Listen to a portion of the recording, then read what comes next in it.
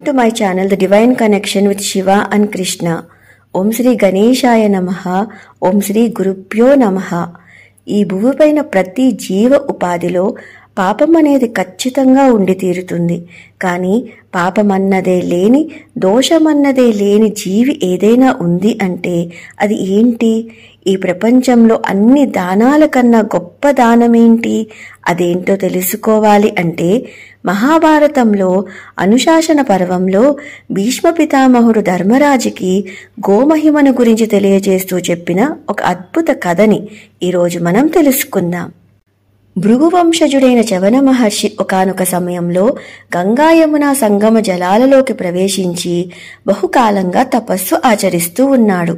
ఆ నదీ జలాలు సైతం నిశ్శబ్దంగా ఆ ఋషికి ప్రదక్షిణాపూర్వకంగా ప్రవహిస్తున్నాయే తప్ప ఆయన తపస్సుకి ఆటంకం కలిగించటం లేదు. చివరకు ఆ నదిలో నివసించే జలచరాలు కూడా ఆ మహర్షి చుట్టూ ఎంతో ప్రీతిభావంతో తిరుగుతూ ఆ మహర్షిని ఇష్టంగా తాకుతూ వెళ్తున్నాయి. ఆ మహర్షి కూడా వాటిపై అంతే ప్రీతిభావము, ప్రసన్న భావాన్ని చూపిస్తూ బహుకాలంగా తపస్సు ఆచరిస్తూ ఉన్నారు. చవన మహర్షి ఆ విధంగా తపస్సు ఆచరిస్తున్న సమయంలో కొందరు జాలర్లు చేపలు పట్టే ఉద్దేశంతో ఆ నదీ సంగమ ప్రాంతానికి వచ్చి వల వేశారు. వారు ఆ విధంగా వల వేయగానే వలకి ఏదో బరువుగా తగిలింది. ఏదైనా పెద్ద చేప పడిందేమోనని వలని పైకి లాగి చూశారు. ఆ వలలో చేపలతో పాటుగా చవన మహర్షి కూడా జానభంగిమలోనే చిక్కుకుని కనిపించారు. వేద పారంగతుడైన ఆ మహర్షి వలలో చిక్కుకుని రావటం చూసి మత్స్యకారులందరూ భయంతో చేతులు జోడించి నమస్కరిస్తూ సాష్టాంగ దండ ప్రణామాలు అర్పించుకున్నారు. కొద్దిసేపటికి మహర్షి కళ్ళు తెరిచి వారిని ప్రసన్నతాభావంతో చూశారు. ఆయన ఆ విధంగా ప్రసన్నంగా చూడగానే వారు భయాన్ని విడిచి మహర్షితో, మహాముని, మా చేత తెలియక చాలా పెద్ద అపచారమే జరిగిపోయింది. మమ్మల్ని క్షమించి దీనికి తగిన పరిహారాన్ని దయతో మీరే సెలవీయండి అని వేడుకున్నారు. అప్పుడు ఆ మహర్షి ఆ జాలర్లతో, నాయనా, మీరు తెలియక చేసిన ఈ అపరాధానికి ఎట్టి దోషమూ లేదు. పైగా మత్స్యకారులైన మీకు ఈ చేపలు పట్టటమే జీవనోపాధి కాబట్టి దీనిలో మీకు ఎట్టి దోషము అంటదు. కాకపోతే మీరు పట్టిన ఈ చేపలతో పాటుగా నేను కూడా మీ వలలో పడ్డాను కాబట్టి మీ వృత్తి ధర్మం ప్రకారం ఈ చేపలను మీరు ఏం చేస్తారో నా విషయంలో కూడా అదే చెయ్యటం ధర్మం. మీరు ఈ చేపలను అమ్ముకుని జీవించటం మీ వృత్తి ధర్మం కాబట్టి నన్ను కూడా ఆ చేపలతో పాటుగా అమ్మేయండి. ఆ విధంగా చేస్తే మీ వృత్తికి నేను కూడా సహకరించిన వాడినవుతాను అని అన్నారు. ఇది విన్న తరువాత ఆ మత్స్యకారులకి వణుకు పుట్టింది. ఒక మహర్షిని అమ్మటం ఏంటో అర్థం కాక అయోమయంగా చేతులు జోడించి వినయంగా ఆ మహర్షితో, అయ్యా, మిమ్మల్ని అమ్మటం ఏంటి స్వామి? అది ఎక్కడైనా సాధ్యపడుతుందా అని లెంపలేసుకుంటూ అడిగారు. ఇన్నాళ్లుగా ఆ నదీ జలాలలో తపస్సు ఆచరిస్తున్న ఆ మహాతపస్వి అయిన చవన మహర్షికి చేపలతో ఏర్పడ్డ ఆత్మీయ భావం కారణంగా ఆ మహర్షి వారితో, నాయనా, మీరు ఈ చేపలను అమ్మటం సాధ్యపడుతుంది అన్నప్పుడు అదే వలలో వాటితో పాటుగా చిక్కుకున్న నన్ను అమ్మటం కూడా సాధ్యమే. అవి ఎంతో, నేను అంతే అని నవ్వుతూ ఊరుకున్నారు. అప్పుడు మత్స్యకారులు తమలో తాము, చేపలకైతే ఒక వెల నిర్దేశించగలుగుతాము, కానీ ఒక మహర్షికి వెల ఎలా కట్టగలుగుతాము అని తమలో తామే సతమతమవుతూ ఏమి చెయ్యాలో అర్థం కాక వెంటనే వెళ్లి ఆ రాజ్యాన్ని పాలిస్తున్న నహుష చక్రవర్తికి ఈ సమస్యని తెలియజేశారు. చేపలతో పాటుగా ఒక మహర్షి వలలో చిక్కుకుని వచ్చారు అని తెలియగానే నహుష చక్రవర్తి జరిగిన సంఘటనకు ఆశ్చర్యపోతూ కంగారుగా మంత్రులు, పురోహితులను వెంట పెట్టుకుని తక్షణమే ఆ ముని ఉన్న చోటికి చేరుకున్నారు. ఆ నదీ సమీపంలో ఆ చేపలతో పాటుగా వల పక్కనే ఉన్న ఆ మహర్షిని చూసి సాష్టాంగ ప్రణామాలు అర్పించుకుని శాస్త్రోక్తంగా పూజించి, మహర్షి, ఈ జాలర్లు ద్వారా జరిగిన విషయం తెలుసుకుని చింతిస్తున్నాను. మాపై దయ ఉంచి నేను మీకేమైనా ప్రియం చేయగలను అని మీరు అనుకుంటే దయచేసి ఆజ్ఞాపించండి అని ఎంతో వినయంగా వేడుకున్నారు. అప్పుడు చవన మహర్షి మహారాజుని ఎంతో ప్రసన్నతా దృష్టితో చూస్తూ, మహారాజా, చేపలను పట్టటం ఈ మత్స్యకారుల యొక్క జీవనోపాధి. ఈ రోజు వారి శ్రమకు ఫలితంగా వారి వలకు ఈ చేపలతో పాటుగా నేను కూడా పడ్డాను.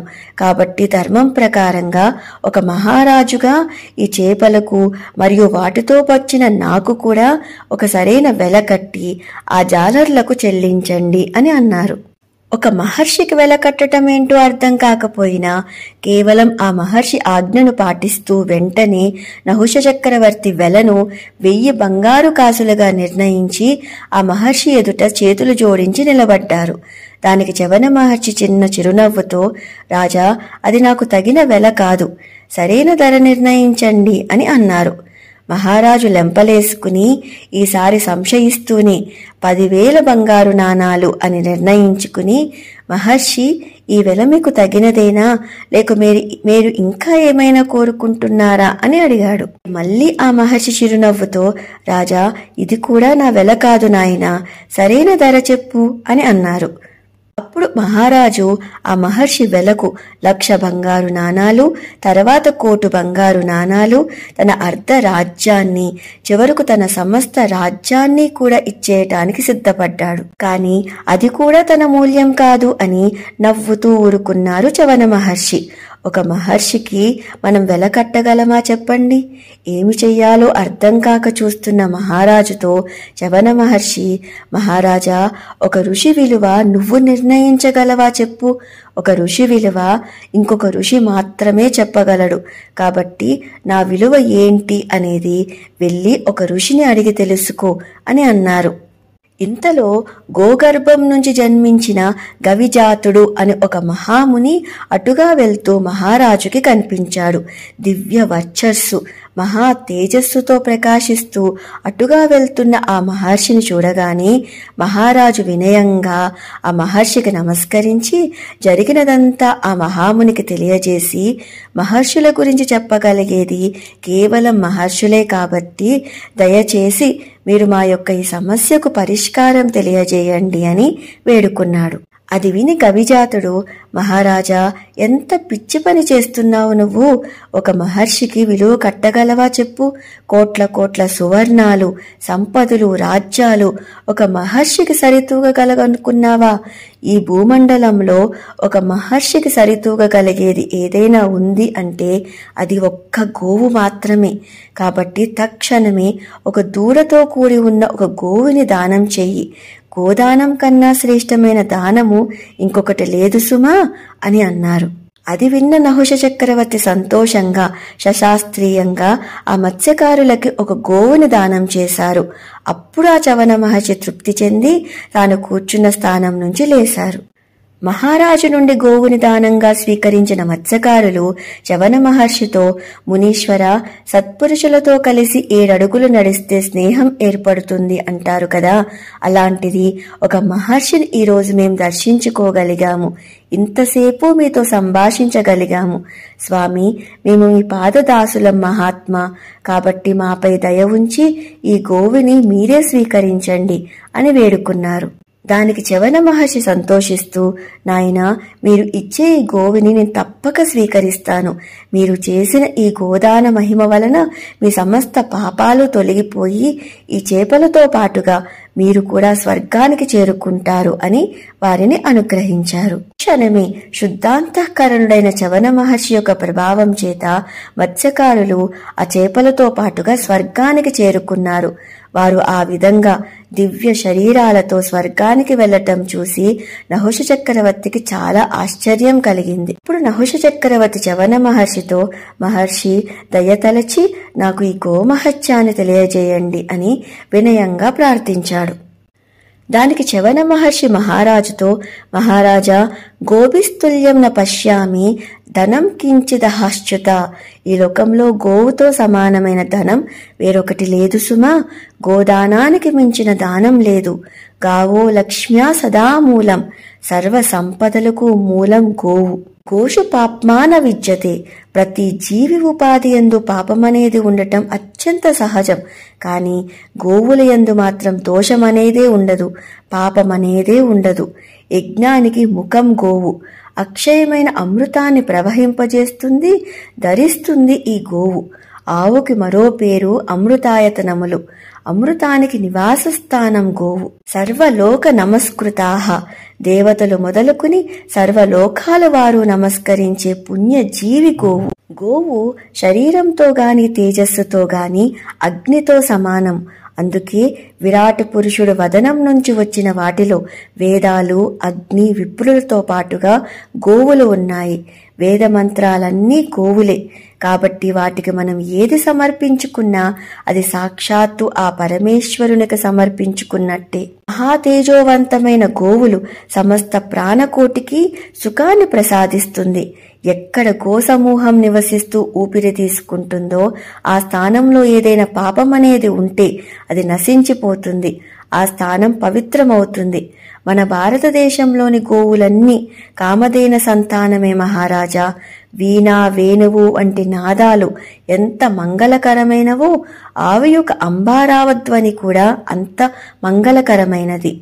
గోక్షీరము మనలో సత్వగుణాన్ని వృద్ధి చేస్తుంది. అంతేకాదు వేదాలు, శృతులు, ఉపనిషత్ వాక్యాలు కూడా గోస్వరూపాలే మహారాజా. నేను చెప్పిన ఈ గోమహిమ కేవలం ఒక్క అంశ మాత్రమే. అనంత మహిమ కలిగిన ఈ గోమహత్యాన్ని సంపూర్ణంగా ఎవ్వరూ వర్ణించలేరు. గోమహత్యాన్ని గురించి జవన మహర్షి నహుష చక్రవర్తికి తెలియజేశాడు. అటు పిమ్మట గోజాతుడు జవన మహర్షి మహారాజుని ఆశీర్వదించి వారి వారి ఆశ్రమాలకి చేరుకున్నారు. ఇదే మహాభారతంలో అనుశాసన పర్వంలో భీష్మపితామహుడు ధర్మరాజుకి గోమహిమను గురించి తెలియజేస్తూ చెప్పిన అద్భుతమైన కథ. కన్న తల్లితో సమానమైన ఆ గోమాతకి, వాటికి ఎంతో ప్రియమైన ఆ గోవిందుని యొక్క దివ్య చరణాలకి నన్ను నేనే సంపూర్ణంగా సమర్పించుకుంటూ సర్వం శ్రీకృష్ణార్పణమస్తు. స్వస్తి. Thanks for watching. Please do like, share and subscribe. నా తదుపరి వీడియోస్ నోటిఫికేషన్స్ కోసం పక్కనే ఉన్న బెల్ ఐకాన్ని ప్రెస్ చేయటం మర్చిపోకండి. ఇంకొక దివ్యమైన భగవత్ కథతో త్వరలోనే మళ్ళీ కలుద్దాం. కృష్ణ సఖి.